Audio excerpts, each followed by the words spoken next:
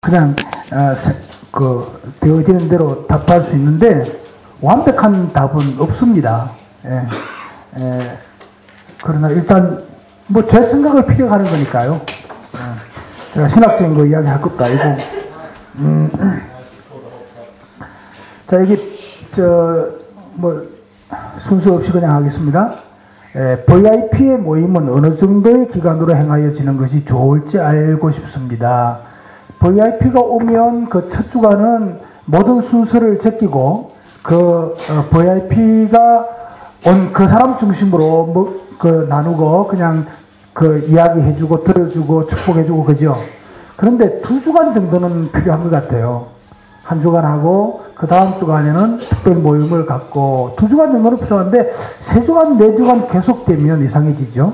그러니까 한 주간으로 왜냐하면 한 주간으로 좋은 경우에는 가끔씩 그 모임에 참여했던 분은 한 주간이면 돼요.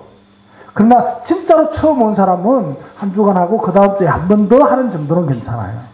그러나 그 이상 3주간, 4주간 계속하는 것은 바람직하지 않다고 생각을 합니다. 상황에 따라서는 다를 수가 있겠죠. 그거는 목자, 목녀의 판단에 따라서 하면 되고요. 성경적인 원칙은 없으니까요. 답됐습니까? 예. 목장의 예찬에 대한 질문. 목장 예배와 예찬은 어떤 형식으로 이루어지는 것이 가장 합당한가? 목장의 예찬, 안 그래도 이야기하고 싶었던 건데요. 여러분, 목장의 예찬은, 간단하면 좋습니다. 어떤 목장은 잘 대접하는, 너무 정성껏 준비해가지고 대접하는 목장들이 있어요. 그런 목장들은 분가가 어려워집니다. 그리고 목자, 목녀가 힘들어집니다. 그리고 재정적으로 많이 지출이 됩니다. 그래서 어렵고요. 한국에서도 지금 먹는 문제는 해결됐습니다. 예, 여기도 먹는 문제 가지고 못 먹는 사람 없어 좋은 음식 먹으려고 찾아다니는 사람은 없는 줄 압니다. 그렇기 때문에 목장 모임 자체를 식구라고 그러면 식구. 그죠? 식구는 한 집안 식구라는 얘기죠. 밥을 같이 먹는 식구라는 거죠. 여러분, 목장에 식구가 되려면 식구들끼리 모였는데 특별 음식 특별히 뷔페 차리가 먹습니까? 아니잖아요. 식구들은 그냥 있는 대로 그냥 간단하게 먹잖아요. 그럼 목장의 식구들이 식구라면 식구처럼 너무 거창하게 차리지 않고 한 집안 식구처럼 그냥 간편하게 차려서 식사를 때우는 정도, 배를 안 고플 정도, 일반 가정에서 자기들 집에서 먹는 정도 수준이면 될 것 같아요. 그 목장 모임을 하는 데서 메인 메뉴 하나만 좀 준비하고 나머지는 평소에 먹는 반찬 이렇게 하면 되고요. 중요한 것은 목장 모임과 가정교회 섬김이라고 그랬잖아요. 섬김은 굉장히 중요합니다. 섬김은 다른 사람의 필요를 채워주는 거라고 그랬죠. 다른 사람을 성공시켜주는 거라고 그랬죠. 제가 와서 막 땀을 흘리고 힘들어하니까 제가 가을이라고 해서 시원한 줄 알고 긴 옷만 가져왔어요. 그런데 조금 힘들어하는 모습이 보이니까 그걸 잘 체크했다가 이 티를 사주셨어요. 사주신 분 누구죠? 안 오셨나? 어디 갔어요? 심차님 하려고 했는데. 그래요? 이거 식당이 안 중요한데 오라 그러면 안 될까요? 좀 중요한 얘기들 좀 해야 되는데. 이 티를 딱 사다 주더라고요. 제가 살 것 같이 사퇴했어요. 저녁에도 두꺼운 두꺼운 티를 입으니까 더운 거예요. 혼났어요, 아까. 강의하면서 혼났는데, 좀 딱 하나 입는 게 너무 시원하죠. 내일 아침에도 이거 입고 올 거예요. 예. 이렇게 알아서 챙겨주는 게 중요하거든요. 그러니까, 목장에서 식사는 말이죠. 그 목장에서 가장 가난한 사람, 가장 어려운 사람이 가장 편하게 대접할 수 있는 수준이면 됩니다. 내가 잘 산다고 잘 하면요, 나중에 살기 좀 어렵고 부담스러운 사람이 대접하기 힘들잖아요. 그거에 맞춰야 되니까. 그러니까 목자 목녀들부터 그 목장에서 다른 사람을 배려하는 마음으로 음식은 간단하게 차리면 좋겠다. 그래서 먹기 위해서 모이는 게 아니고 한 식구로서 음식을 같이 나누는 거니까 간단하게 하면 좋다. 그래서 너무 잘 먹으러 가는 거 아니잖아요. 그러니까 음식은 그렇게 하는 게 좋겠다. 대답됐습니까? 네.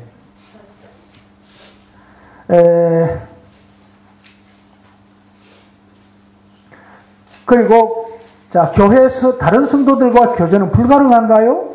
교회는 주님의 몸으로 각 지체가 서로 상합함으로 아름다워지지 않나요? 그렇습니다. 맞습니다. 네. 목장 외의 식구도 얼마든지 사귈 수 있습니다.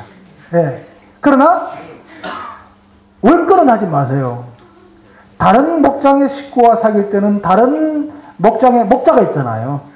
그러니까 그런 좀 예민한 문제라든지 영적인 깊은 문제라든지 이런 거는 그 목자에게 맡기고 일반적인 교제하시면 좋을 것 같아요. 그 사람 영혼까지 막 간섭하고 이러면 곤란해요. 그래서 다른 목자가 다른 목장의 식구들을 침범해서 막 지도하고 이런 거는 안 하는 게 유익합니다. 됐죠? 뭐 다른 질문, 보태서 질문할 거 있으면 해주세요. 나중에 또 질문해도 됩니다. 많은 문제가 쏟아지는 목장에서 목자가 능력이 없으면 목장에는 문제가 쏟아질 수밖에 없습니다. 이 문제가 해결되면 이 문제가 일어날 수밖에 없습니다. 교회도 이 문제가 해결되면 저 문제가 이런 문제가 저런 문제가 생길 수밖에 없습니다. 왜? 사람의 모임이고 사람이 존재하는 거기 때문에 생각이 다르기 때문에 언제든지 일어날 수 있습니다. 목장의 문제는 죽을 때까지 계속될 겁니다. 그러나 그 문제는 부딪히면서 믿음으로 신앙 중심으로 영적으로 해결해 가시면 하나님이 해결해 주시고 목자가 능력이 없으면이라고 했는데 목자가 능력이 없는 사람은 없습니다. 능력이 없으면 목자로 안 세워졌을 겁니다. 하나님께서 어떤 방법을 통해서든지 목자로 세워주셨으면 그 목자직을 감당할 수 있는 능력이 없으면 하나님께서 그 능력을 더하여 주셔서 그것을 감당할 수 있게 해 주실 것을 믿으시기 바랍니다. 자기가 능력이 없다고 싶어도 하나님께서 세우신 직책과 직분은 반드시 할 수 있는 능력을 더해서 채워주신다는 믿음을 가지고 정성성의껏 하시면 하나님께서 채워주실 줄 믿는 게 믿음입니다. 그러면 목자사에 감당합니다. 그리고 목원들이 약할 때 그 문제 해결은 어떻게 하나요? 자신이 할 수 있을 만큼만 하십시오. 약해서 내가 필요를 채워줄 수 있을 만큼만 하십시오. 내가 필요를 채워줄 수 있을 만큼 아닌 그 이상은 하려고 하니까 힘들어지는 거예요. 내가 느껴지고 내가 발견하고 내가 터득한 것만큼 내가 알아차린 만큼 내가 해줄 수 있는 만큼만 하면 됩니다. 그 이상 해줄 필요는 없습니다. 그 이상은 하나님께서 깨우쳐 주시면 그때 하시면 돼요. 그러니까 내가 할 수 있는 거, 내가 아는 거, 내가 할 수 있는 거 이상으로 하려니까 힘들게 생각하는데 절대로 그래 하지 마십시오. 그러면 부담이 됩니다. 예. 내가 할 수 있는 것만큼, 내가 깨우친 만큼만 하십시오. 예. 다른 교회 사역도 마찬가지입니다. 됐습니까? 모험들이 약할 때 약한 그 부분을 도와줄 수 있는 것이 어떨까, 뭘까 기도하면서 내가 할 수 있는 것만큼만 하시면 그 나머지는 하나님께서 채워주시고 지혜도 주십니다. 지혜도. 섬긴다는 것이 자칫 인간적이고 세상적인 것에 치우치지 않을까요? 영적이지 못하고 그럴 수 있습니다. 그 인간적이고 세상적인 것에 치우쳐서 섬기면 나중에 지치는 것은 자신입니다. 이게 영적이 되도록 항상 기도하면서 영적인가 아니면 내가 세상적이고 인간적으로 하는가 하는 것을 꼭 체크해 보셔야 됩니다. 세상적이고 인간적으로 섬기면 한계가 있습니다. 벽에 부딪힙니다. 나중에 지칩니다. 예, 번아웃 됩니다. 그러나 내가 하나님 앞에 기도하면서 하나님 내가 지칠 것 같아요. 어떻게 해야 될까요? 하시면 하나님께서 지혜 주시고 나 요만큼만 해야지 하는 지혜 주시는 그만큼만 하십시오. 자꾸 내가 할 수 있는 이상의 것을 해야만 되는 줄로 아니까 힘들어지는 겁니다. 됐습니까? 뭐 됐다 해도 또 누가 죽이는지 몰라야 되니까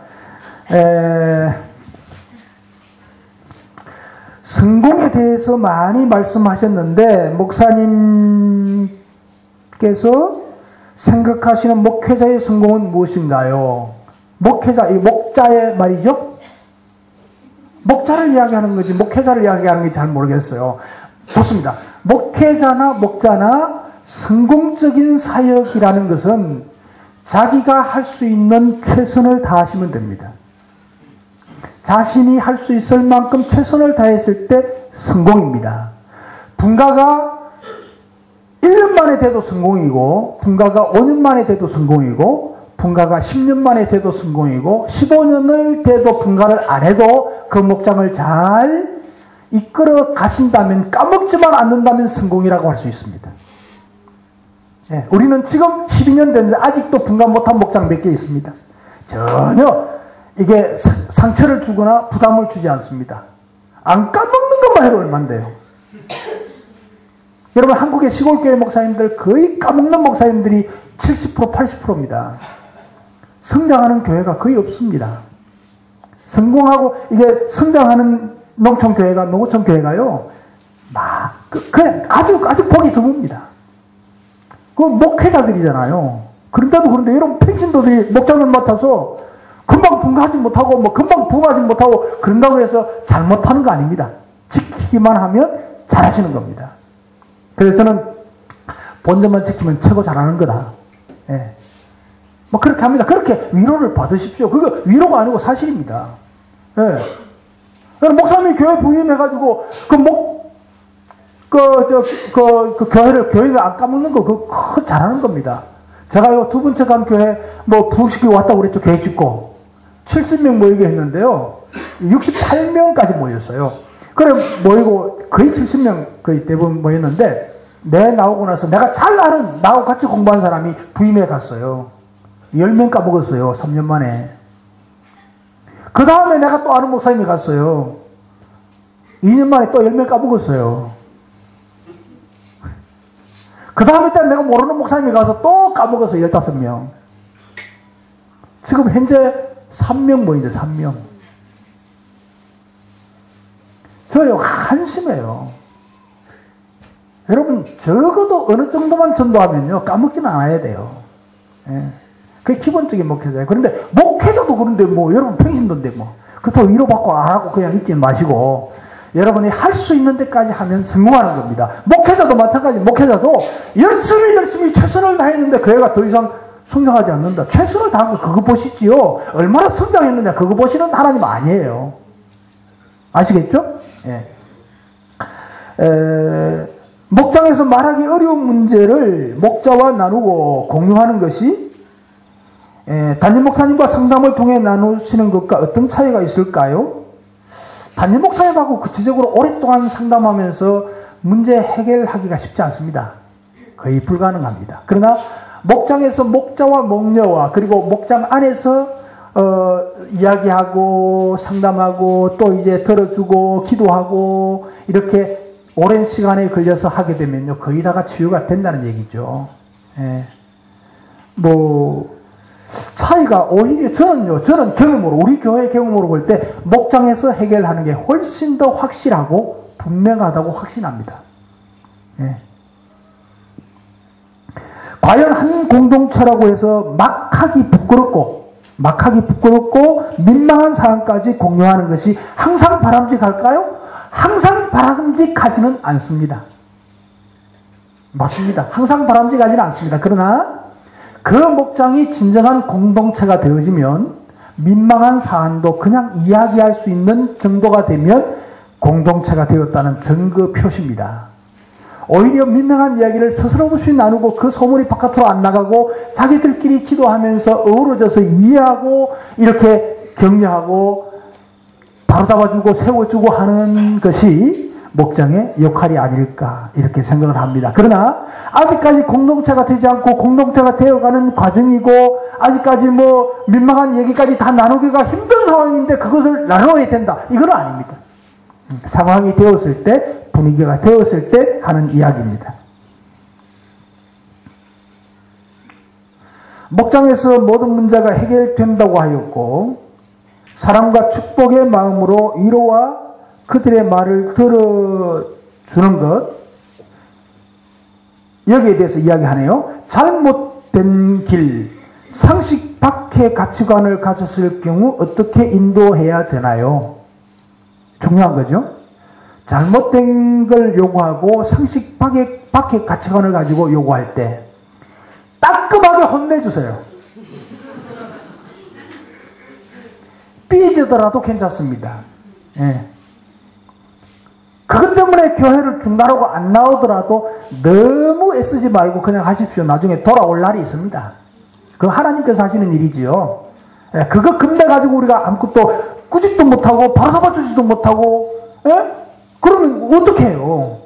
잘못된 건 바로 잡아줄 수 있어야죠. 교회를 어떻게 사랑으로 안아줘서 사랑으로 변화되면 얼마나 좋아요. 사랑으로 아무리 안아줘도 안 되는 거는 따끔하게 혼내줘야죠. 여러분 자녀 기를 때 어떻게 해요? 용서하고 이해하고 하다가 나중에 따끔하게 혼내줄 때가 있잖아요. 그래야 바로 잡아주는 거예요, 그 아이가. 계속 잘못하는데 계속 가만히 놔두면 그래. 그게 사랑으로 놔두면 그 아이 잘 자라고 있다 그래. 무슨 말인지 아시겠죠? 예. 가정교회를 하게 되면 말씀을 묵상하고 배우는 것을 멀게 하지 않을까요? 교제 중심이 되어버리지 않을까요? 말씀 배우는 것도 중요하다고 생각합니다. 제자훈련도 중요하다고 생각하는가 보네요. 여러분, 이건 조금 착각입니다. 제가 제자훈련 15년을 했고요. 그냥 잘 가르쳐 봤어요. 여러분, 지금 제자훈련 더 안 받아도 여러분 지금까지 설교 들은 것만 해도 충분하다니까? 설교 들은 거 다 하고 있어요, 지금. 그 더 이상 공부 뭐 필요해요. 어떤 분은요, 과정 거치려고 생각해요. 과정 거치려고. 예? 과정 했다, 나는. 제자훈련 과정 했다. 뭐, 사공부 생명삼 했다. 뭐 했다. 또 다른 것도 요구하는 거예요. 근데 목사님 다른 뭐 다른 거 한다고 하지 마십시오. 천천히 하십시오. 여러분, 가정교회 삶 공부하는 거요. 계속 하는 거 아니에요. 우리는 하지 말라고 그럽니다, 나는. 하나 가정하고 나면 한 1년 쉬었다가 다시 다음 가정 해라. 그 가정이 삶에 변하게 된 다음에 다른 거 해라. 공부를 위한 공부하지 마라. 예. 여러분, 말씀 듣는 것도 설교를 많이 듣는 게 중요한 게 아니에요. 그 설교를 듣고 내가 삶에 어떻게 실천하느냐가 중요하죠. 공부를 많이 하느냐가 중요한 게 아니에요. 여러분, 성경을 얼마나 많이 하느냐가 하나도 중요하지 않아요. 내가 알고 깨달은 것을 내가 삶에 적용시켜서 실천할 수 있는 게 훨씬 더 중요해요. 예. 10개 알고 하나도 실천 못하는 것보다 하나만 알고 하나만 실천하는 게 훨씬 하나님 앞에 축복이에요. 공부에 매달리지 마세요. 예. 그리고 여러분, 건전한 믿음의 교제, 영적인 교제는 얼마든지 필요합니다. 그것을 통해서 서로에게 배울 수가 있습니다.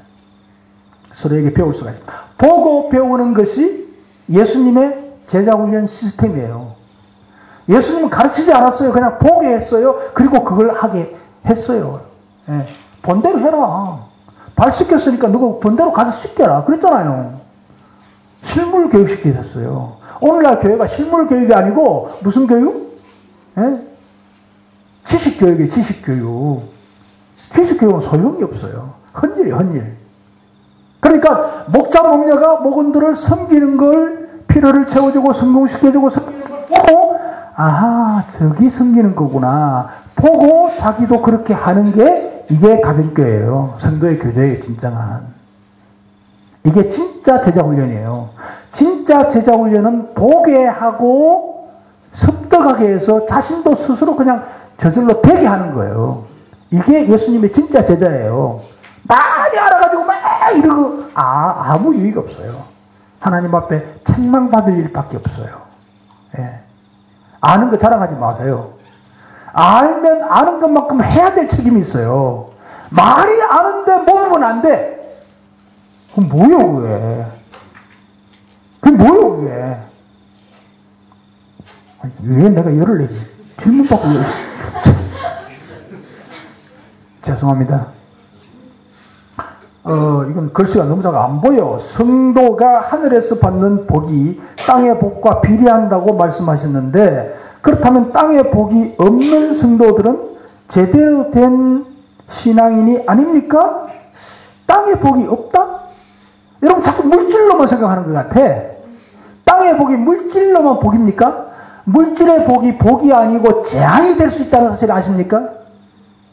물질은 그냥 먹고 사는데 넉넉할 정도, 먹고 사는 정도만 돼도 그 삶의 보람을 느끼고 기쁨을 느끼고 행복을 느끼고 소망을 가지고 그렇게 살아가는 것이 훨씬 축복이라는 것을 모릅니까? 예. 뭘 보고 땅 땅의 복을 받았고 땅의 복을 못 받았고 그걸 아시겠습니까? 그죠? 그거 우리가 인간이 판단하는 게 아니죠. 여러분이 보고 저 사람 복 받았다. 물질이 많으면 복 받은 겁니까? 직이 높으면 복 받은 겁니까? 직이 높은 사람 중에서 얼마든지 불행한 사람 많습니다.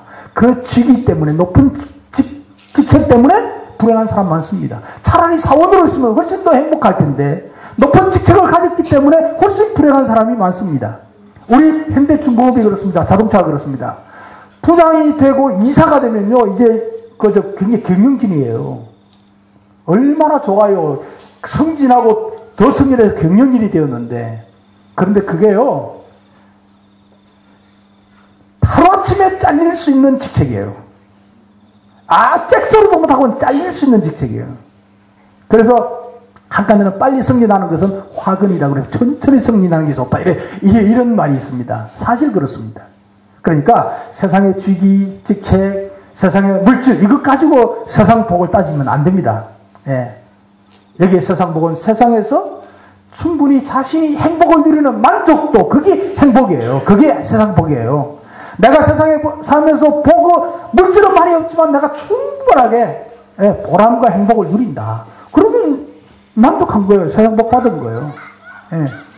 내가 세상에 지위가 낮아도 우리 중공업에서는요 지위가 낮은 지위가 전혀 없는 사원급 노동자들 이게 영접하고 뭐 이런 사람들이 훨씬 행복합니다. 그 사람들은요 육체적으로 힘들지만 출근해가지고 자기 먹지 딱 하면 나오면 돼. 눈치 볼 것도 없어.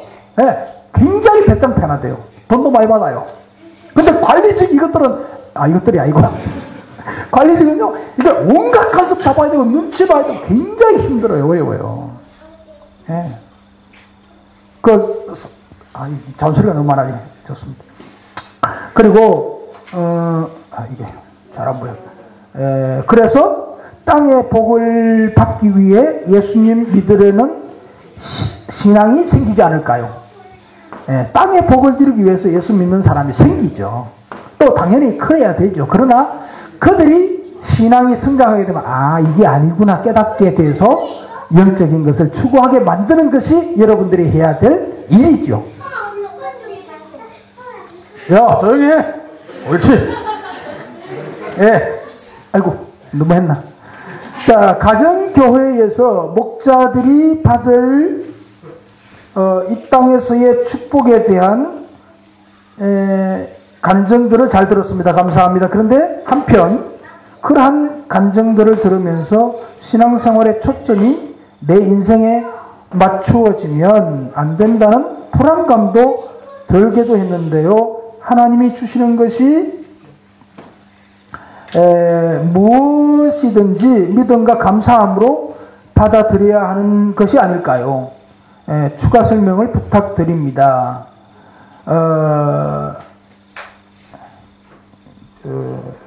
목자들이 축복에 대한 목자들이 그냥 이 세상의 물질의 축복을 받은 그건 제가 그냥 모범으로 여러분들이 알기 쉽도록 그냥 예를 든 것뿐입니다. 그리고 우리가 그쪽으로 하면 쉽게 이해가 되니까 그렇지 영적으로 풍요로워지고 영적으로 복을 받은 사람이 얼마든지 많습니다. 근데 그들을 구체적으로 제가 증거해서 이야기할 수 있는 방법이 없어요. 일단 여러분들이 이해하고 여러분들이 생각하기에 쉽도록 하기 위해서 그걸 초점을 맞춘 거지 그게 다가 아닙니다. 오해하지 마십시오. 나사로 이야기도 했는데 마찬가지입니다. 그걸 무시하고 그건 아니다. 세상에서 물질에 복 받아야 되고 이렇게만 강조한 것은 아닙니다. 그쪽으로 치우쳐야 그쪽을 설명해야 여러분들이 쉽게 이해할 수 있기 때문에 그쪽으로 강조한 것이죠. 영적인 것은 무시한 건 아닙니다.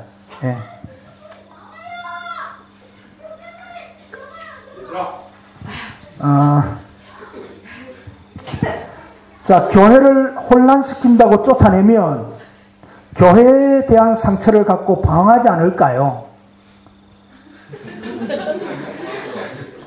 조금 방황하면 어떨까요? 방황하다가 내가 이러니까 교회에서 쫓겨나는구나. 이제는 제대로 신앙생활을 해야지 하는 각오를 가질 수 있는 기회가 안 될까요? 안 그럴까요?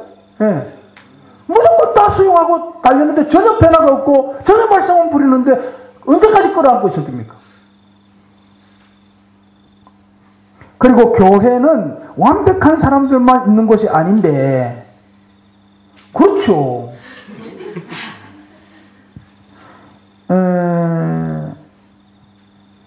이게 뭐야? 쫄지 말고 기도와 사랑으로? 졸지 말고. 기도와 사랑으로 모든, 기도와 사랑으로? 쫓아내지 말고. 쫓아내지 말고. 예. 모든 교회가 이 사랑, 기도와 사랑으로 감싸주고, 그래야 하는 것 아닌가요? 감싸줘야 합니다. 어느 정도까지만입니다. 더 이상은 안 되겠다, 혼내줘야 되겠다고 할 때 혼내주고요. 혼내도 안 될 때는 좀 단호한 조치가 필요하지 않을까요? 언제까지? 교회가 계속 손해봐야 됩니까? 다른 사람까지 계속 상처 입어야 됩니까? 입어있어, 그럼. 계속해서. 네. 모든 교회가 쫓아내는 건 아닙니다. 그러면요, 제가 가만히 보니까 우리 교회 쫓아내는 사람들 지금 신앙생활 잘하고 있어요. 다른 교회에서는 정신 차리고 조금 잘해요. 그래서 또 쫓겨나요, 사실은. 예, 한 서너 번 쫓겨나고 나면 정신 차려요. 그래서, 이게 내가 이래갖고는 안 되겠구나, 내 인생이. 이래가지고 바로 하더라고요. 지금 내가 쫓아낸 사람 다 울산 시내에 있어요. 다 보고 있어요. 울산교회 있고, 또, 새생명교회 있고, 어느 교회 있고, 다 보고 있어요. 보고 있는데, 이 사람들은요, 다른 교회가 다 똑같은 말씀 뿌려요. 예. 그래서 밀려나기도 하고 쫓겨나기도 하고 해요. 하는데, 3번, 4번 하니까 정신 차리더라. 그래가 잘 하더라고. 그렇게 정신 차릴 수 있도록 해줘야지요. 그 사람들 지옥 갈 사람 아니잖아요. 예수 믿는 사람인데 뭐. 그렇잖아요? 우리 교회에서 나간다고 해서 뭐 그 사람 지옥 가는 거 아니잖아요. 정신 차리게 하는 거예요. 필요해요. 저는 개인적으로 필요하다고 생각합니다. 뭐 여러분 아니면 아니고 마음대로 하시죠.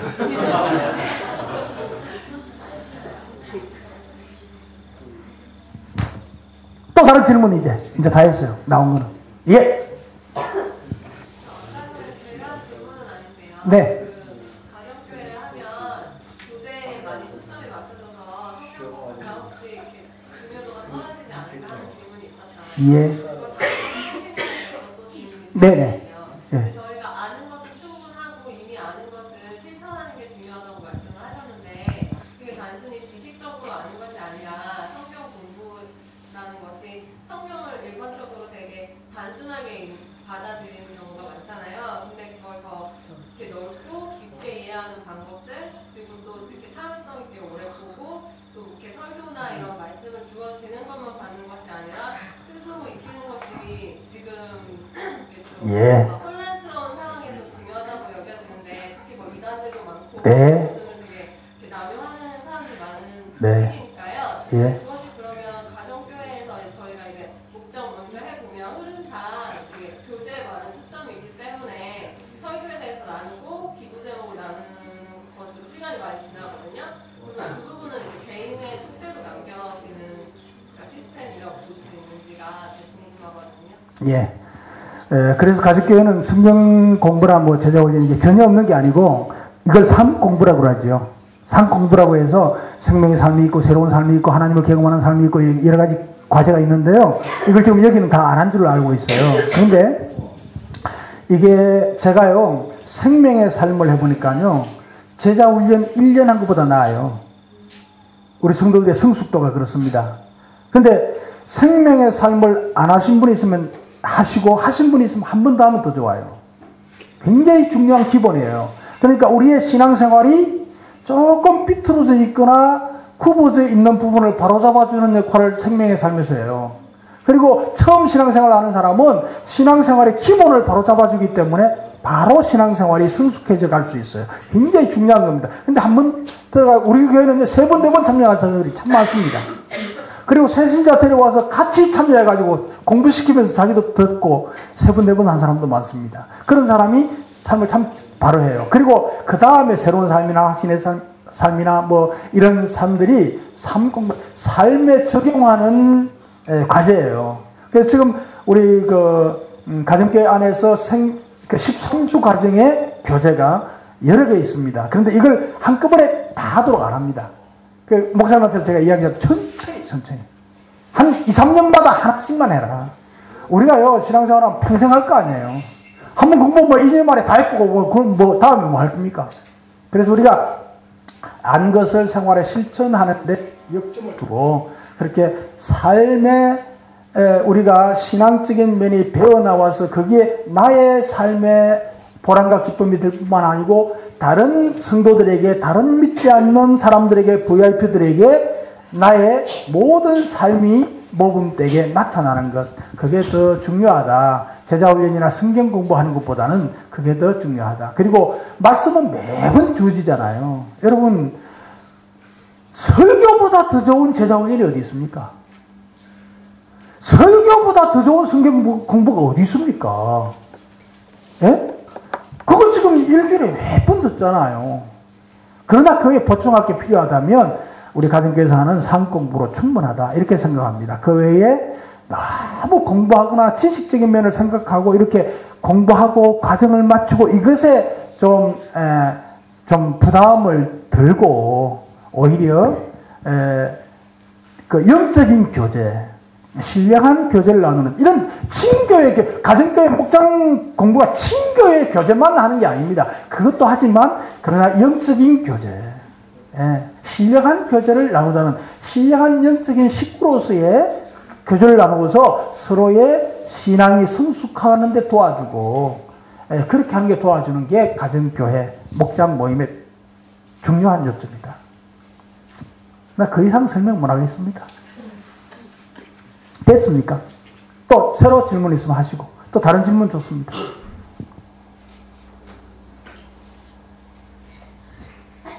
예. 가정교회 그 목장에서요. 네. 사실상 이단이 그 모습을 감추고 들어와서 이렇게 말씀을 혼잡하게 할 수가 있잖아요. 예, 좋은 질문. 그런데 이제 목자나 그 목원들이 그 말씀을 잘 분별하지 못해서 미혹됐을 경우에 그거에 대한 가정교회 대처법은 어떤지. 그런데요, 한국 교회에요, 지금 이단들 굉장히 판치고 있습니다. 막 스며들고 있습니다. 그런데 가정교회를 제대로 하면 이단이 절대로 들어오지 못합니다. 예. 우리 교회는 지금 열심히 되는 게 뭐지? 이단 있죠? 신천지예요, 신천지. 신천지 두 사람 왔는데요. 우리 교회에서 하나 있었어요. 세 사람인데, 한 사람은 와서 두 주간 만에 목장에서 발각게 했어요. 목장에서 나누니까, 이야기하니까, 자기도 모르게 자기들이 쓰는 용어가 나온 거예요. 이단이 쓰는. 그러니까, 이상하다. 당장 보고서 그 사람 이상한 소리 하던데 그게 무슨 소리입니까? 그거 신천지다. 그리고 또 나오지 마. 그거 끝났습니다. 또 한 사람도 그렇게 세 주간 만에 발견돼가지고 내보냈습니다. 또 한 사람, 우리 교인이 생긴 사람이 있는데요. 이 가정이 좀 온전하지 못한 여자 성도였는데 집사였어요.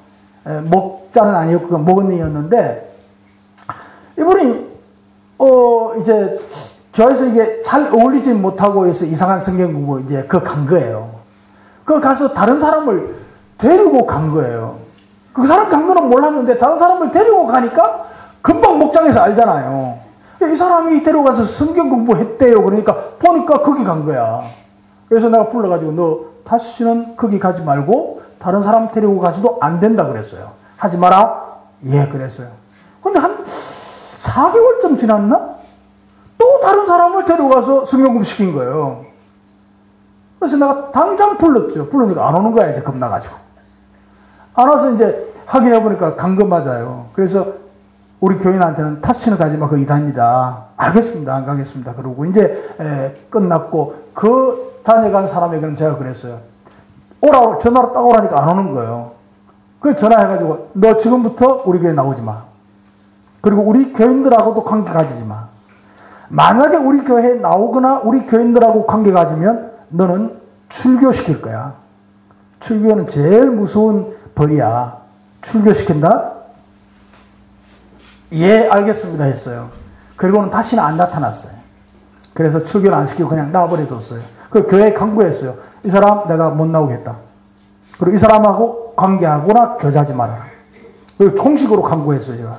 그리고 끝났어요. 가정교회를 제대로 하면 이단이 못 옵니다.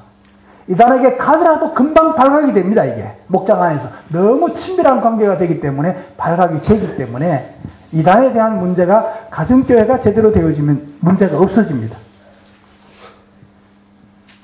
또 다른 질문 저쪽에 있었는데.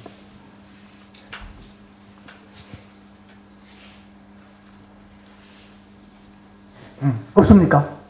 자, 3초 만에 없으면, 예. 죄송한데요. 네. 이게 제가 지금 중고등부 교사를 섬기고 있는데 예? 중고등부 교사를 섬기고 있는데 예, 예. 그 지체가 있으면요. 예. 그 지체가 또 이제 목장에서 목자를 얻거나 이렇게 직분이 이렇게 중복이 되는 경우가 있잖아요. 네. 세주 네. 그런 현상이 바람직한 것인지 아니면 이렇게 한 목장만 집중해서 하는 것이 좋은 것인지. 예. 그 중복되는 건 어쩔 수가 없습니다. 우리 교회가 규모가 커도 지금 중복이 안 될 수가 없어요.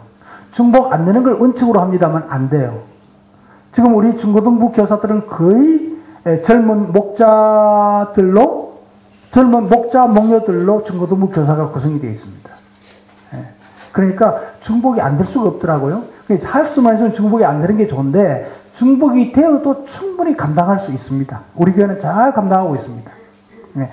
기존 목장을 맡아가지고 수고하면서 우리 중고등부 청소년 분은 담임 교사가 목자고요. 네. 그리고 그 학생들 중에 목녀 혹은 목동으로 하고 있습니다. 학생들끼리 목자로 세워놓으니까 안 되더라고요. 실패했어요.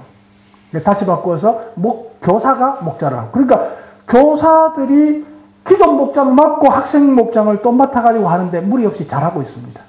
중복되는 거 어쩔 수가 없어요. 규모가 1000명이 돼도 안 돼요. 어쩔 수 없더라고요. 교인이 한 3000명 되면 가능할 것 같아요. 우리 몇 년 후에 기대를 해봅니다. 그럼 가장 바람직하죠. 그리고 이게 이제 지금 시간 얼마나 남았으니까 내가 내일 그 이야기 할 시간이 없을 것 같아요. 오늘 뭐 참 작아졌어요. 내가 두 가지만 이야기할게요. 하나는요, 우리 목장에서, 아까 저 직분 이야기했는데, 목장에서, 목원들이 모두 다가 직책을 가질 수 있도록 해주셔야 됩니다. 목장에서 목자가 혼자서 다 하지 마시고, 목장에서 목원들에게 직분을 다 주십시오. 이게 목자 임의로 목원들 안에서 해도 됩니다. 해야 됩니다. 그래서 직책이 뭐죠? 많아요. 찬양, 우리는 부장이라고 그러는데, 얘는 뭐라고 그러든지 그 직책은 알아서 하고, 찬양부장이 있고요, 신방부장이 있고요, 친교부장이 있고요, 또, 선교부장이 있고, 전도부장이 있고, 행정부장이 있고, 또 재정부장이 있고, 이렇게 다 여러 가지 있습니다. 그러면 10사람이면 10사람 다 채울 수 있습니다. 그 중에서 기도 많이 하는 사람을 기도부장으로 정하고, 그 중에서 교제 잘하고 친교 잘하는 사람을 친교부장으로 정하고, 그죠? 그 중에서 찬양을 좀 잘하는 찬양부장 정하는 거예요. 그런데 교회에서는 집사 임명해 놓고 아무것도 안 시켜. 1년 내에. 그 부서는 또 다 집어넣어놔. 이게 좀 비합리적인 거예요. 그런데 목장에서 직책을 줬으면 그 직책을 잘 활용할 수 있도록. 지금 보니까 중고등부 청년들, 찬양인도 맡겨놓으니까 잘하잖아요. 예. 그러니까 목장에서도 맡겨주면 잘해요. 목자, 목녀가 혼자서 하려고 그러지 말고 목장 모임 때에 찬양 시간에는 찬양부장에게 맡기고, 예. 준비하도록, 일주일에 준비하도록 해서 찬양 시간 인도하도록 하고, 그리고 기도부장은 기도할 때 기도 인도하도록 하고, 예. 또 선교부장은 선교비 좀 거두고, 예. 그리고 재정부장은 그 목장 헌금 나오는 거 관리하고, 또 신방부장은 목자가 목녀가 신방할 때 같이 데리고 가고, 또 다른 목원도 데리고 가야 되겠죠. 그래 보고 배우고 해야 되겠죠. 이렇게 해서 모든 목원이 다 직책을 가지고 그 직책을 실제로 할 수 있도록 도와주는 것이 목자가 목원들을 성공시켜 주는 거예요. 경험하게 하고 하게 하고 하는 게 굉장히 중요해요. 이번에 가만히 보니까 우리 학생들 예배 때에 찬양 인도하게 하고, 또 가끔씩 전체 예배 인도하기도 하고, 내가 목사님 잠깐 들었어요. 또 여기 와서도 또 이렇게 하니까 잘하잖아요, 다. 너무 잘하잖아요. 이게 이제 크는 거예요. 다른 사람을 키워주고 성공시켜주는 거예요. 이런 남 앞에 서는 경험을 이렇게 한 사람은요, 지도자가 돼요. 그래서 지도자들 중에 믿는 사람이 훨씬 많아요. 우리 한국이 그래요. 예. 그러니까 잘하시는 거예요. 그래서 여러분 목장에 목원들을 전부 다 직책을 줘가지고 그 직책을 활용하고 할 수 있도록 도와주는 역할, 이게 목자가 목녀가 해야 될 가장 중요한 것이에요. 한 가지 더 이야기하면요. 여러분, 목장 모임의 순서, 목장 모임을 어떻게 할 것인가, 이거 굉장히 중요합니다. 너무너무 중요한데 놓칠 뻔했어요. 저는 이 시간 없었으면 놓칠 거야. 내가 평생 후회를 할 건데, 지금 목자 목녀들 잘 들으시고 목원들도 잘 들으셔야 돼요. 여러분, 목장 모임을, 목장 예배라 소리 안 하죠, 그죠? 예, 그냥 목장 모임이라고 그러죠. 그런데 저는 목장 모임은 예배 중에 예배다, 예배 중에 진짜 예배다, 이렇게 강조하고 확신합니다. 예배 중에 진짜 예배다. 목장 모임이라고 말은 쓰는데 실제로는 목장 예배예요. 자, 여러분, 예배는 뭐가 예배냐면 예배의 요소가 5가지가 있어요. 쉽게 말하면 5가지가 있는데 크게 둘로 나누면 예배는 하나님께 드리는 게 있어요. 하나님께로부터 받는 게 있어요. 그죠? 하나님께 드리는 게 뭐죠? 찬양을 드리잖아요. 기도를 드리잖아요. 헌금을 드리잖아요. 그죠? 그리고 하나님께 받는 게 뭐가 있어요? 하나님의 말씀을 받아요. 그리고 뭐 받아요? 하나님의 축복을 받아요. 목회 기도를 하시면서 목사님 축복하잖아요. 축도하잖아요. 이게 축복이에요. 그러니까 하나님께 드리는 거 3가지, 하나님께 받는 거 2가지, 이것이 완전하게 되어지면 이게 예배예요, 예배. 그 주일 낮예배 이 순서가 다 있죠? 맞습니까? 목장 모임 이 순서가 다 있습니까, 없습니까? 있잖아요. 그러니까 순서만 예배처럼 그렇게 안 할 뿐이지 그 안에 다 요소가 있다는 얘기죠. 그 5가지 요소가 다 들어있다는 거죠. 그러니까 예배 아닌 것처럼 보이는데 진짜 예배가 목장 모임이에요. 그래서 가정교회를 성공하려면 목장 모임을 진짜 예배가 되도록 잘해야 목장이 성공하는 거예요. 예. 목장 모임이 구역예배식으로 돼버리면 그건 목장 모임이 아니에요. 성공할 수가 없어요. 목장 모임이 진짜 예배가 되고 진짜 은혜가 되고 또 오고 싶고 또 말하고 싶어야 돼요. 그렇게 하려면 목장 모임에 예배의 5가지 요소가 다 들어가야 되는데 이 목장 모임에 굉장히 중요하게 생각해야 돼요. 이걸 갖다가 목자님 생각대로 그냥 하는 경우가 대부분이에요. 어떤 목장은 기도는 열심히 하는데 다른 건 좀 약하고, 어떤 목장은 찬양은 잘하는데 기도가 약하고, 어떤 목장은 삶 나누면 그만 형식적으로 넘어가 버려.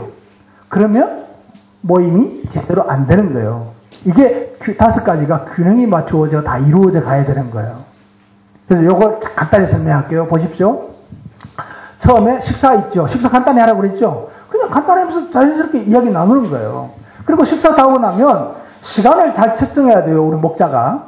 시간을 충분하다 그러면 설거지 하는 거 하면 돼요. 남자들이 좀 설거지 하고. 시간이 모자란다 싶으면요, 싱크대에 다 갖다 놓고 설거지 하지 마세요. 바로 시작하세요. 예. 바로 시작하는데 친교부장을 활용하세요.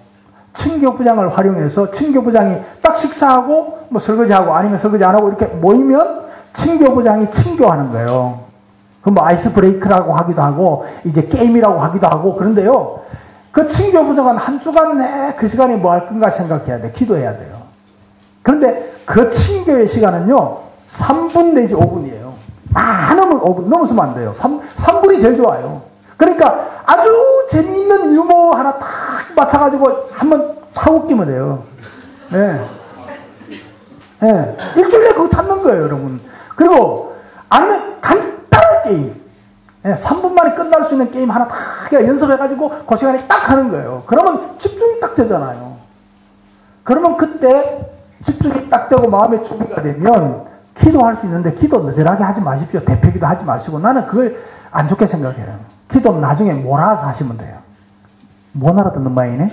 네, 나중에 한꺼번에 하시면 되고, 그냥 기도하시려면 30초만 하십시오. 30초만. 하나님, 우리 목장 모임 가집니다. 성령님 함께 해주세요. 예수님 이름으로 기도합니다. 그러면 되지, 구질구질한 설명 필요가 없습니다. 하나님 못 알아듣는 분 아니거든요. 그죠? 그렇게 간단하게 기도하시고, 목자가 하든지 누가 하든지 좋습니다. 그렇게 기도 안 해도 상관없어요. 이제 첫 번째 순서가 찬양입니다. 찬양 하나님께 드리는 거잖아요. 찬양은요, 찬양 부장이 한 주간 내 기도하면서 준비해야 됩니다. 실제로 자기가 불러보고 시간까지 재야 됩니다. 찬양 시간은 20분입니다. 20분. 찬양은 20분은 해야 돼요. 20분은 해야 돼요. 왜냐하면, 그리고 찬양을 말이죠, 쉬운 걸로 해야 돼요. 잘 아는 거 은혜로운 찬양으로 해야 돼요. 그리고 두세 곡이면 충분해요. 그리고 한 번만 부르면 제대로 은혜가 안 돼요. 한 두 번 정도. 정말 은혜가 되면 세 번 정도 불러도 돼요. 그러면서 시간을 맞춰야 돼요. 그러면서 그 찬양에 깊이 빠져들어야 돼요. 그리고 모두가 하나님의 임재를 경험하는, 내가 하나님께 찬양을 올려드리고 있고 하나님이 내 찬양, 우리의 찬양을 기뻐 받으신다고 하는 느낌이 들 정도로 찬양을 해야 돼요. 이 찬양은 예배의 그 모임의 성공과 실패를 가늠할 수 있는 굉장히 중요한 열쇠입니다. 열쇠. 찬양의 은혜를 받으면 그 예배가 순조롭게 은혜로운 예배가 됩니다. 찬양이 시끌시끌하고 제대로 마음에 안 들고 내가 드릴 것 같지도 않고 그러면 은혜가 안 되고 준비가 안 됩니다. 이건 하나님 앞에 드리는 것이지만 내가 준비하는 거예요. 그래서 찬양 인도는 굉장히 중요합니다. 그래서 목자는 뭘 해야 되느냐 하면 찬양부장이 준비해가지고 와서 하면 그때는 뭐라 하지 말고 너무 길면 나중에 혼자 개인적으로 이번엔 너무 길었어. 다음에는 조금만 이렇게. 이번엔 너무 짧았어. 다음에 조금만. 이번엔 선택을 좀 모르는 걸 한 것 같아. 이렇게 해서 이제 좀 건면을 해주는 게 이게 목자가 해야 될 일이에요. 근데 제가 이게 찬양 인도하는 걸 가만 보니까 우리 청년들 학생들 너무너무 잘해요. 정말 제가 푹 빠졌어요. 99% 잘해요. 진짜 잘해요. 제가 은혜 받았어요. 그런데 한 가지 1%의 약점이 1%는 아니고 2% 부족하다는 말 쓰죠. 2% 부족한 게 뭐냐 하면 찬양 인도자가 잔소리가 많아요. 네. 자기가 목사가 된 것처럼 이렇게 또 하는 것도 있고, 이게요, 찬양 인도자가요, 말을 많이 하면요, 자기가 경험하지 않는 말을 하게 되고요, 자기가 듣고 아는 것을 그냥 이야기하게 되고, 사람들을 설득시키려고 해요. 그러면요, 사람들은 설득당하기 싫어해요. 네, 은혜가 안 돼요. 우리 찬양 인도하는 사람 잘 들으세요. 은혜가 안 돼요. 그러니까 찬양은 찬양으로 승부를 걸어야 돼요. 찬양하는데 거기 설교가 뭐 필요해요? 찬양하는데 그 설명이 뭐 필요해요? 그죠? 찬양하는데 그 설득이 필요가 없는 거예요. 그러니까 찬양 인도하는 사람은 될 수만 있으면 잔소리나 자기가 확실하게 경험한 그걸 한마디로 표현하는 것 외에는 구질구질하게 느질느질하게 설명하지 마세요. 그러면요, 사람들이 반감을 가질 수도 있고 은혜가 안 될 수도 있어요. 어른들 찬양 인도하는 걸 꼭 신경 쓰세요. 예. 그래서 잔소리하지 마시고 그냥 간단하게 인사하시고 간단하게 기도하든지, 기도요 30초 이상 하시면 안 돼요. 제가 볼 때 찬양하는 중간에 기도하는 것도 제 개인적인 생각입니다. 그게 기도가 자꾸 남발되어져요. 그죠? 찬양하다가 좀 신달라 그러는데 은혜가 되려고 그러는데 또 기도하고, 그리고 또 끝났나 싶은데 또 찬양하고, 예? 그러니까 이게 또 뭐 하는데 잔소리하고, 이런 것 같아요. 예. 그러니까 이게 찬양은 찬양으로 승부를 걸어라. 찬양으로 시작해서 조용한 찬양을 불러서 마음의 준비가 될 수 있도록 시작을 하고, 그리고 워밍업 해야 되잖아요. 그리고 신나는 찬양으로 신나게 찬양하고, 그리고 마무리 찬양도 잘하시더라고. 조용한 찬양으로 마무리하고 기도를 할 수 있는 찬양으로 준비를 해서 마무리해서 통성기도 신나게 하면 돼요. 그리고 딴 사람이 바로 받아서 순서 이어갈 수 있도록 하면 돼요. 예. 그게 순서가 막 삐죽삐죽하게 잔소리하고 뭐하고 이렇게 하지만 순서가 삐죽거리면 찬양으로 은혜 받은 거 다 사그러지는 거야. 이해가 되죠? 예. 그렇게 좀 정리를 해주는 게 좋겠다 싶어서, 예. 그렇게 하면 훨씬 더 찬양이 은혜롭고 찬양에 푹 빠질 수가 있습니다. 예. 책망하는 거 아니고 잘하시는데 더 잘하라고. 예. 그래서 이제 일단 제 생각을 이야기했으니까 그건 앞으로 목사님이 지도하실 거고, 그렇게 했으면 좋을 것 같고요. 이제 찬양이 그 목장 모임의 그 예배의 성공과 실패를 가늠하는 굉장히 중요한 시간입니다. 예. 그래서 찬양하는 시간은 좀 충분히 주어져야 돼요. 아무리 짧아도 15분 내 20분은 돼야 돼요. 그래야 내가 충분히 준비가 되고 하나님께서 내 찬양을 받으셨다고 하나님이 임재한다는 것을 우리가 다 경험해야 돼요. 우리는요, 목장 모임 때 찬양하는 거 보면요, 눈물을 줄줄 흘리면서 찬양하는 데가 많아요. 예. 그러니까 집중해요, 찬양에. 집중해요. 우리 예배 시간에 그 CTS 그 기자가 와서 몇 번 촬영을 해가지고 갔는데요. 한 가지 딱 목사님, 큰빛교회는 특징이 있어요. 뭔데요, 그러니까? 찬양할 때 딴짓하는 사람이 하나도 없어요. 기도할 때 딴짓하는 사람이 하나도 없어요. 설교할 때 딴짓하는 사람이 하나도 없어요. 왜 그리 일체가 되죠? 이건요, 내가 전국 교회를 다 다녀봤지만 이런 교회가 없어요. 그렇게 이야기하더라고요. 그러니까 이게 중요해요. 우리가 집중하고 함께하는 게 굉장히 중요해요. 찬양 해야 돼요. 만약에 목자가 찬양을 잘 인도할 수 있다? 양보하세요. 네. 조금 나보다 못해도 그 목장에 잘하는 사람을 키워주세요. 그래서 목자가 안 나서는 게, 목자가 작게 나서는 게 훨씬 더 좋습니다. 목장을 키우는 역할을 합니다. 그리고 그 다음에 이제 설교 나누죠. 이거 설교합니까? 어쩝니까? 우리는요, 설교 강사가 있어요.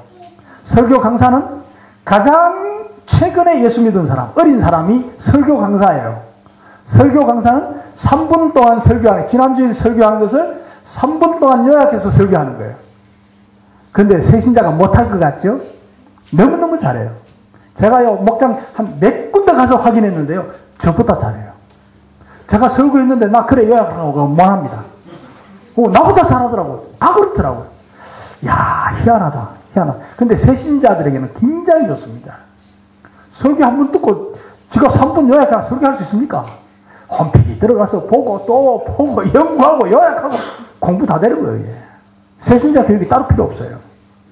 그렇게 하고, 설교를 나누는데 시간을 너무 많이 투자하지 마세요.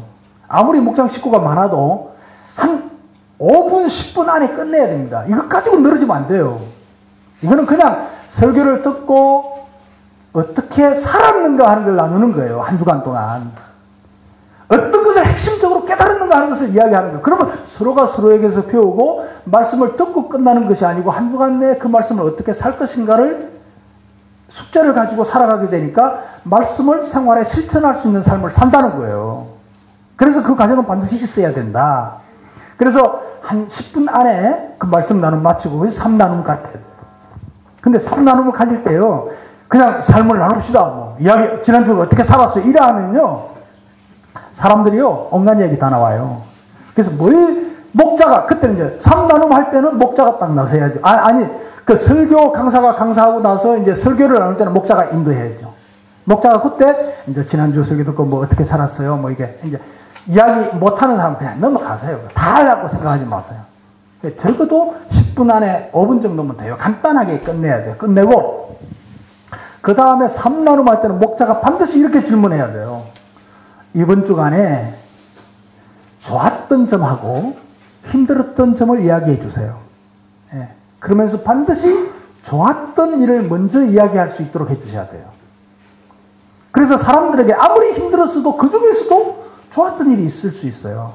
그걸 갖다가 고백하게 하고 힘들었던 일 이야기하면 부드러워져요. 처음부터 막 나 죽을 뻔했어 막 이러면 분위기 확 가라앉잖아요. 그러니까 좋은 일 먼저 이야기하고 힘든 일 이야기하고, 예, 이야기하도록 만드는데, 여러분 우리 한국 사람들은 나누는 게 잘 안 돼 있어요. 나누는 게 잘 안 돼 있어가지고 삶을 나누자 이러면요, 사람들이 전부 다 사건을 이야기해요. 이번 주간에 있었던 사건, 이번 주간에 있었던 일, 이것만 이야기해요. 이번 주간에 이렇게 있었고 어려운 일이 있었고 어쩌고. 아 그래요? 아, 힘들었겠네요. 다음 사람. 그거는 3나눔이 아니에요. 그건 사건 나눔이에요. 사건 나눔. 1나눔이에요. 1나눔. 자, 이럴 때 목자가 뭘 해야 되는가 하니까, 어려운 일이 있고 힘든 일이 있었을 때 다 이야기하고 나면 뭘로 결론을 내야 되는가 하니까, 그럴 때에 당신의 느낌이나 심정이나 마음속에 있는 생각이 어떠했습니까? 이걸 물어야 돼요. 예.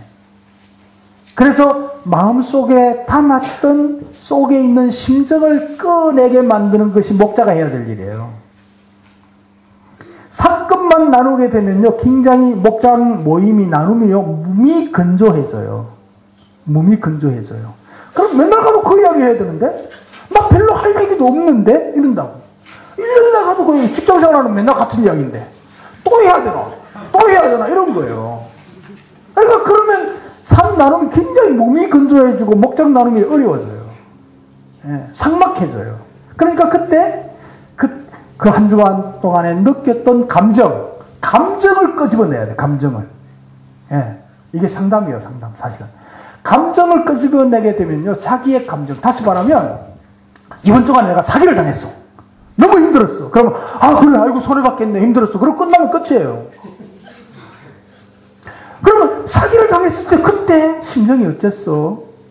예, 안타까운 마음으로 물어보는 거예요. 그러면, 이 사람이요, 나 그 사람 막 때려 죽이고 싶었어. 이런 이야기를 할 수 있어야 돼요. 속에 있던 감정의 그 억압된 그 감정을 노출시켜서 이야기할 수 있도록 만들고, 그것을 이야기했을 때 충분히 이해를 해줘야 돼. 그래, 맞다. 내라도 그렇겠다. 예, 그래, 힘들었겠다. 내가 아픈 마음으로 들어주는 거예요. 예. 그리고 어떤 사람은 되지도 않는 소리 하는 사람이 있어요. 되지도 않는 소리 하는 사람, 야, 되지도 않는 소리 하고 있네. 그러면 다음부터 절대로 이야기 안 해요. 예. 그러시면 안 되고, 그런 사람에게는 우리가 다 알아요. 모건들이 다 알잖아요. 그래, 맞다. 네 입장에서는 그럴 수도 있겠다. 예? 네 입장에서는, 네 생각에는 그럴 수도 있겠다. 그리고 동의해주고 넘어가요. 예. 그러면 그런 사람들이요, 택도 아닌 이야기를 하다가 나중에 하다가 보면 자기가 엉뚱 이야기하고 있는 걸 깨닫게 돼요. 스스로 깨닫게 돼요. 그때 내가 이게 알구나 싶으면 고쳐지게 돼요. 그렇게 해서 고쳐가는 거예요. 예.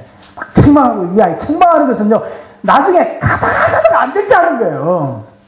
예? 막바로 책망하는 게 아니고, 예. 그렇게 하시면 돼요. 그렇게 해서 삶 나눔을 가져요. 그때 기도 부장은 뭐 해야 되는 거 하니까, 이거 삶을 나눌 때 메모지 딱 가지고, 이 사람 어려운데 기도를 해줘야 되겠다. 우리가 함께 기도해줘야 되겠다 싶은 게 있으면 누구 이름 적고 무슨 문제 기도 이렇게 딱 체크하는 거예요. 그래서 목자가 먹으니 10사람이면 10사람 중에 2-3사람은 어려운 사람이 있는 거예요. 기도해줄 사람이 있는 거예요. 딱 메모해줘야 돼요. 반드시 메모해야 돼요.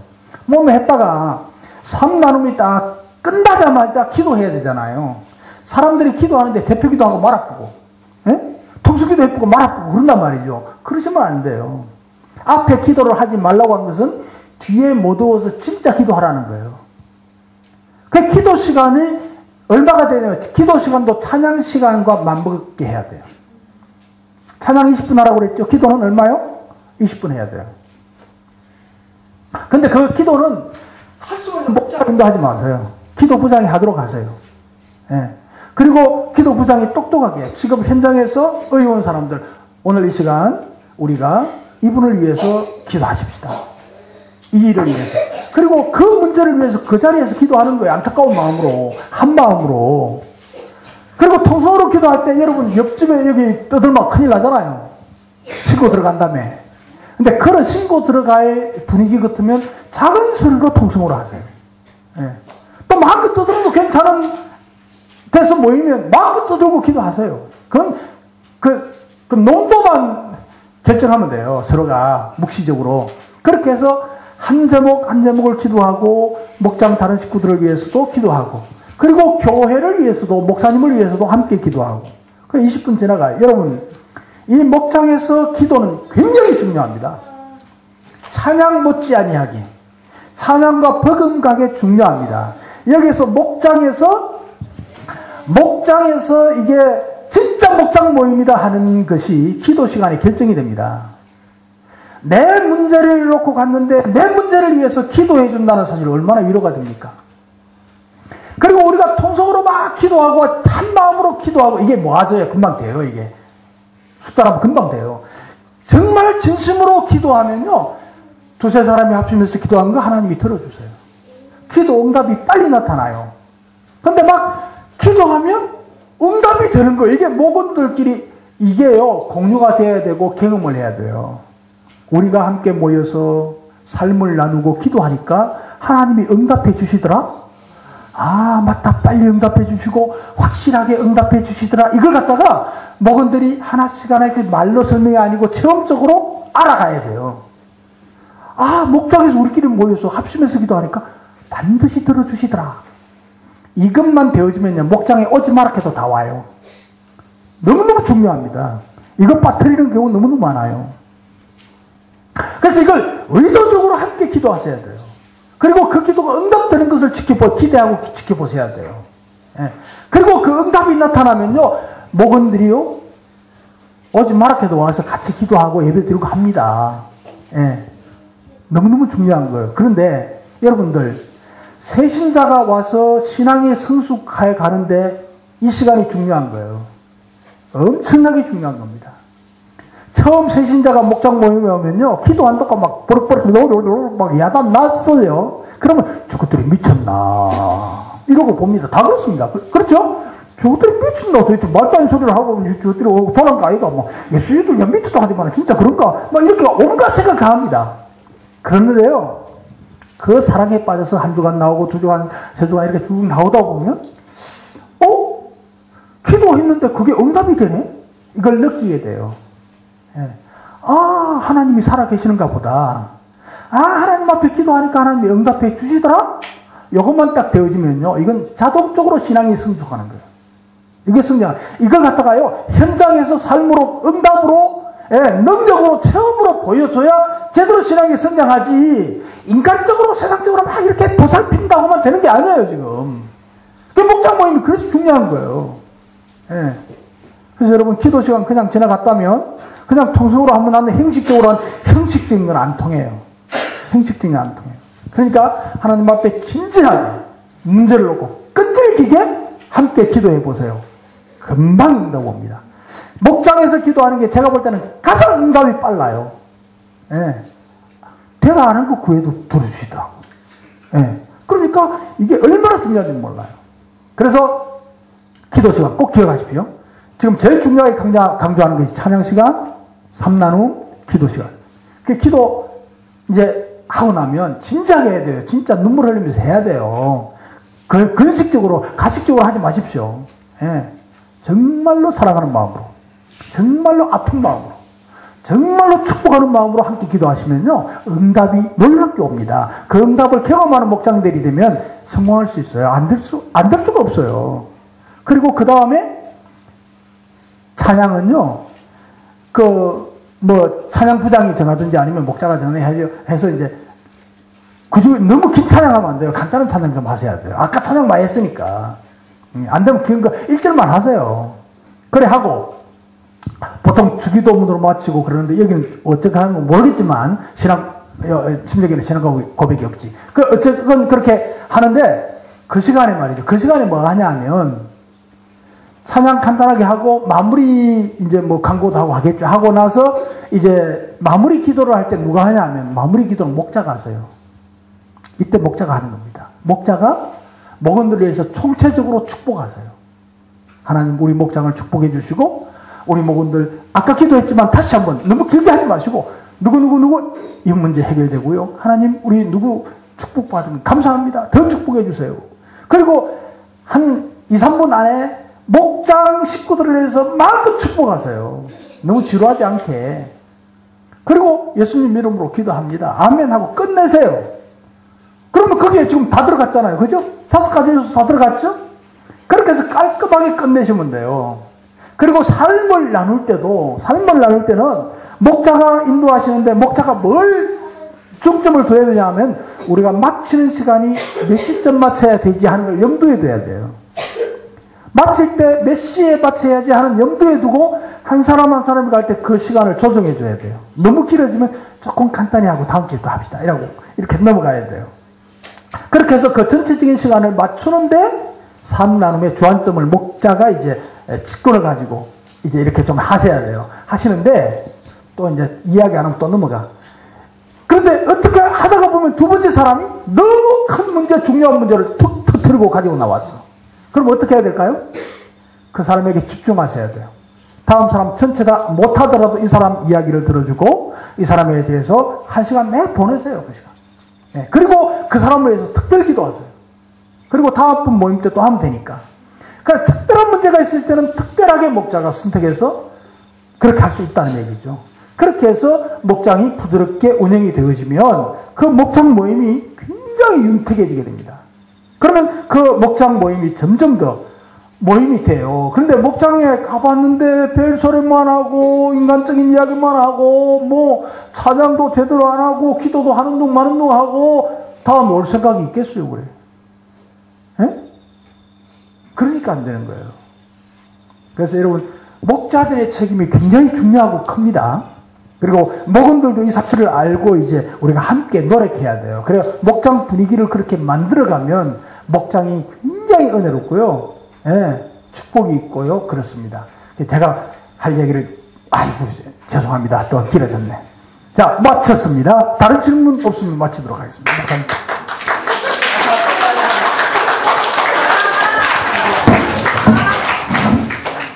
기도하고 마치시면 될 것 같습니다. 자, 내일 아침 예배는 10시입니다. 10시에 여기 아침에 그리고 아침 식사가 8시죠? 7시 반인가요? 8시죠? 예. 너무 늦게 오지 마시기 바랍니다. 빨리 치워버리니까 8시 식사하실 분들은 꼭 나와서 식사하시고 10시에 예배 드리도록 하겠습니다. 제가 간단하게 기도하고 마치겠습니다. 하나님 감사합니다. 오늘 밤에 이렇게 좋은 질문과 또 답변을 통해서 우리가 궁금한 것을 많이 해결해 주셔서 감사합니다. 오늘 밤에 잘 때 하나님 모든 피곤이 잘 다 풀어지게 하여 주시고 쉼을 얻게 하여 주시고 새 힘을 허락하여 주시옵소서. 예수님 이름으로 기도드립니다. 아멘. 하나님께 영광이 받습니다.